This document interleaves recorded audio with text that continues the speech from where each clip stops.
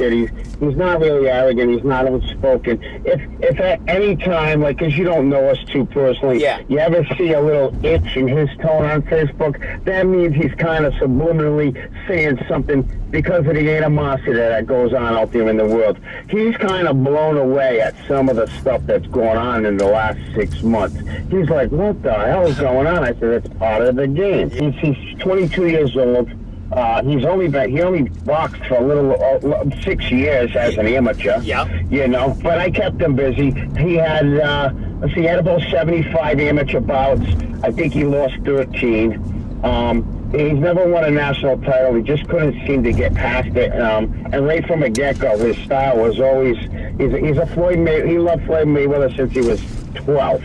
You know? Is that when did he actually, like, how did he get into the boxing? So there's a good intro. Well, he got into boxing. I was a Mike Tyson fan. All right? His mother was actually, you know, a boxing fan, and we would watch Tyson all the time. All right? As he got a little older, he grew fond of Mayweather. So I grew up with Peter Manfredo Sr. here in Rhode Island, Stephen Krul, Gary Bolletto's a dear friend of mine, and I would always go to Twin River. So when he was probably 10, I took him to Twin River, and I took him for like maybe a whole year. And then one night, Jared Tillinghast and Peter Manfredo were on the same card. So after the fight, I got together with Jared. He gave him an autograph, and he blurted it out. He said, I want to box. Oh, awesome. So Jared said, bring him down to the gym. To be honest with you, I had seen one too many news broadcasts when he was around, I don't know, 12, 13. 13-year-old getting arrested for shooting somebody, gangs bullying kids, who's shooting, charged with murder at the age of 15. It was pretty. So Anthony was my clone. Look like me, sound like me, act like me. So I brought him, once Jared made the offer, you know, a year later, not even more than less than a year later, I just wanted him to learn self-defense. I knew his temperament. And after about 3 months, I get a call from Gary Bolletto. My niece used to help me out with the kids while I was working. I got a call from the gym with Gary Bolletto. He says, hey, come down to the gym. You know, Jared and I want to talk to you. And I said, is everything all right? Oh, everything's fine. So I call my niece. I go, what happened? She goes, nothing. I don't know. So I go in, and they call him over. They said, Anthony, so they numbered their punches. 1's a jab, 2's a hook, 3's an uppercut, 4, 5, 6. So he goes, Anthony, 1, 5, 3, 4. And the kid goes, boom, boom, boom, boom, boom. I'm like, wow, 3, 9, 6, 2, boom, boom, boom, boom, bang, bang, bang, bang. I'm like, holy shit. They said, not bad, huh? He goes, hey, Joey, you come over here. Because Joey, 1, 3, 5, and the kid was like, and his hands are flopping. He said, he's been here 10 months. Your kid's been here 3. He gets it. Let him box. Let's let him fight. I said, nah, I'm not here for that. Oh, yeah, okay, all right. So, yeah, I'm not here for that. I just want him. So anyway, Rick, I want him to learn self-defense. That's why I'm telling you, let him box. They started telling me about USA Boxing and this and that. So they wore me down, and I put him in the first tournament I put him in was Arthur Romalo's up in Lowell. How long after this talk did you put him in a tournament? Oh, he was only boxing 4 months, 5 months. Really? All right. So they threw him right in there. All right, cool. They threw him right in. He lost his first amateur bout. To believe it or not, Cristobal Marrara. He's fighting actually, I think, tomorrow night. Oh, okay. CES. All right. I think he's now a 3 or 4-0 pro. He lost his first fight to him, and after that day, he said he was mad, and so he was playing basketball and baseball at the same time. So now I'm sure you know Victor Fragment. Yes, right? Great guy, so great, Victor's been a friend of our family's for 50 years, you know? And we go to Anthony's baseball game the next day, and Vic's nephew, our grandson, was playing before us. So I bumped into him. He goes, hey, I hear the kid's getting into boxing. I said, yeah, we had his first match last night. We lost. So Vic said, you know, and he was the catch me out back in his day. He goes, bring him by the house. I got a full gym in the basement. I'll give him some pointers. Who's training him? I said, Jared Tillinghast, who's like a nephew to him. Let Jared know, and he went over there, and he started. So Vic actually came to the first fight. It was at Big Six at the time. It was at the Davy Lope Center on the south side. And we fought in the Junior Olympics. tournament there, and he actually won the whole New England tournament there. Shit. That was that. Yeah, so he never lost after that. He went about 16, 17 and 0, where he took his first loss at regionals in New York. And then we won the silver gloves the next year. He won the Junior Olympics and the silver gloves, 3-4 years in a row. Really? And the golden gloves, he had his first year in 2012 as a man in the golden gloves. And he's 17. He's 17. He's 17 Okay. now, yeah. Yeah. So, but he wins four years in a row before he turns pro. In the gloves also, and regionals twice. And he's just going to get past the national ordeal. But very dedicated, very soft. What was his? What did he turn pro at 18? Like when did? No, we turned pro at 20. 20 years old. And how old is he now? 22. 22. He's still. Oh my God! His birthday is February 21st. Cool. Another good piece of history for you. I mean, he's got a lot of skill. He's got a lot of heart. People say, hey, did you box? I never boxed. I'm just a big fan of boxing. Yeah, and you're a motivator too, and you know what I mean? Yeah, well, I like it, and if my son is going to do something, I make sure he does it 100% and has what he needs. Yeah. And I'm just a good businessman, which is why this goes so well for us. So anyway, another good piece of history for you, which is public knowledge. Anthony's grandfather, and Vinny Pazienza's mother are brother and sister. Oh, really? Yeah. So there's some blood in there then. Cool. Absolutely. Yeah. Vinny's his second cousin. He was his mom's first cousin. So that's a nice tidbit of history. They spent some time together. I mean, the kid's got the makings. He's got a lifetime in the sport, so it's good. He's a good talker. He's not afraid to speak. He answers questions very credible. So Vegas when he was with Jose Santos. How did he end up in Vegas? Like, okay, so he's a big Vegas lover. He was a Mayweather lover. Everybody's got their hero. Yeah. So Jose set up some sparring at Sean Porter's gym. All right. Look up Rancy Bartholomew, okay? Yeah. Rancy Bartholomew. He's on my website, on my Facebook. He's a friend. He's the current WBC world champion. Still, I think he might be 126 weight class, something like that, 21. He's a light guy. But they were looking for some sparring, and so we went out there. And he worked for 3-4 days with him and a couple other people. It was his very first out-of-state camp. I sent him with Dan J was our point man out there at the time. I don't know if you know who he is. He's heavy into boxing. He does a little bit of promoting. Yeah, these are all like new names because this is. You know what I mean? I'll learn them down the line. These are Vegas guys. Yeah. So Dan watched out for him, and the fifth day, a few guys were going over to Mayweather's. So they went over to Mayweather's, and as luck would have it, they're looking for sparring in his weight class. He says, I'll get in. So, they talked to him, this and that, and when he said who his coach was, Eddie Mustafa Muhammad stepped up and said, I'm originally from New England. Jose's a dear friend of mine. Yeah. Do you mind if I call him? So he called Eddie. And Jose called me, put me on a three-way, and he says, I says, okay, listen, Dan wasn't with him at this time. Some of the guys went alone. I said, Jose tells me you're family. Here's what I want from you, Eddie. All right? If he's over his head, you treat him like one of your own. He said, you got my word. I'll pull him out. Yeah. So I got a call a few hours later. We want to keep him. I said, what do you mean you want to keep him? He says he's tailor-made. So he stayed there another week and worked out at that gym. And then what had happened is he came home. He went back to work for his cousin Joe Perry, doing driveways and stuff. And he saved his money. A couple, 3-4 months later, he said, Dad, I want to go back. How many how many fights did he have at this? None at this He wasn't point, even none. a pro yet. He wasn't even a pro yet. He was an amateur. So this was in between that time that he won that last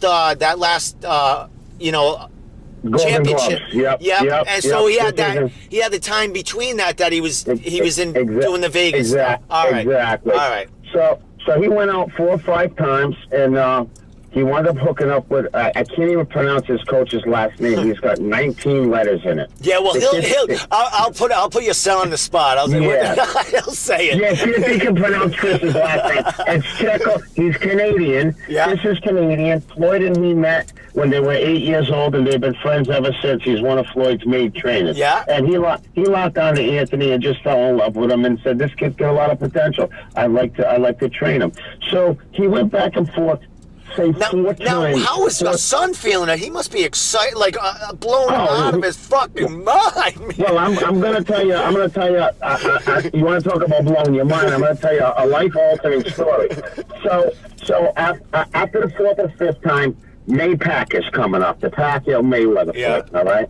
So I'm sorry. I don't know if you're familiar with DJ Paulie D here from Rhode Island. Yeah. Paulie's like family to us. So every time Ant would go out there, he'd hit him up, and they only connected once. As luck would have it, during the Pacquiao Mayweather fight, Anthony's there in a 2-week training camp, and Floyd would dap him up, that, because he's training with his dear friend, which is Anthony's coach now, and it's Floyd's strength training coach. Yep. And but he never got personal. So Paulie came to the gym one night. Now, Floyd's chief of security is Greg LaRosa, all right? And he used to be Paul's chief of security. Okay. He used to work for Paul. So they know each other well. So Paulie there's an interview. He'll let Anthony show it to you. It's still on his site. That Paulie D did on behalf of Anthony with one of the Vegas television circuit. Talking about one of his prospects, kind of, right? Talking about, saying this is my guy from back home. Yeah. He's a big prospect. He's over here. He's coming to get the best training. So Paul introduced him to Greg, and he said, take care of this guy for me. So Greg took a liking to him. Yeah. So every time Floyd would go out, Greg would call Anthony, because Greg liked Anthony's style, and he watched him. And every time he would go out, Greg would say, meet me here, jump in my Jeep, because security, what they do, Floyd drives one of his, how many, 50 cars? Yeah, whatever he's got. and he's got one of the main vans behind him, and 4 security cars full of guys. Yeah. So Greg would throw Anthony in the truck. As long as he was with Greg, he had to go everywhere. So for 3 months, he went back and forth, and he was always in Floyd's presence, always in Floyd's presence. Now, the guy never seen him. He knew Anthony for probably 4 months and didn't even, know much about him. Yeah, he saw him around, you know what I mean? Yeah. Right. So now Greg brings him everywhere, and they're getting a little more personal. So it's coming time for his pro debut, and they're out one night, and, Anthony's over with security always, and he says, hey, Floyd, he says, Junior Hare's making his pro debut. He goes, yeah? How many fights you got? He said, I got, 73 fights, about 13 losses, and he said, it's time to make the move. Can't take, matter of fact, one of the things that keyed into Floyd's eyes, and you've heard this statement if you watch his interviews, he said, I can't take friggin' USA boxing no more. And if you watch Floyd's words at the Olympics in '96, he said, I'm all done with USA boxing. Because they got to get away from that shit. Oh, it gets terrible. So that Friday night, Anthony was there on the training camp, and he was there for 10 days. That's all I could afford. Yeah. They went out, and he calls me at 10 o'clock. He's like, yo, Floyd's really talking to me, man. We're out. And so that afternoon, they needed some sparring from one of Floyd's top proteges, Sway Vargas, I believe his name is. Vargas is the last name. And he comes home that night. He goes, hey, Greg, he goes, you know Hunt Sway? He goes, yeah. He goes, Floyd's got $100,000 invested in that kid. He's like 9-0. He thinks he's the next catch. Yeah. Anthony goes, I think I broke his nose. Greg says, what? He goes, I think I broke his fucking nose because he was a bloody mess. He goes, that kid was tailor-made for me. He said, man, I'm the talk of the gym today. No shit. So Greg goes, oh, man. He goes, the champ's going to hear about this. Now, Greg tells me this story like this. He goes, I say it to him. He goes, 30 minutes later, the phone rings. It's Floyd, right? He says, I put it on speaker in front of your son. He says, hey, did you hear what that little white boy did to my guy? He goes, yes, I did. He goes, Floyd, he's right here. He goes, actually, he's a little nervous because the kid had an upcoming fight coming. And they were wondering if he was busted up or not. Yeah. So he goes, hey, They call him white chocolate at the gym, by the way. He says, white chocolate.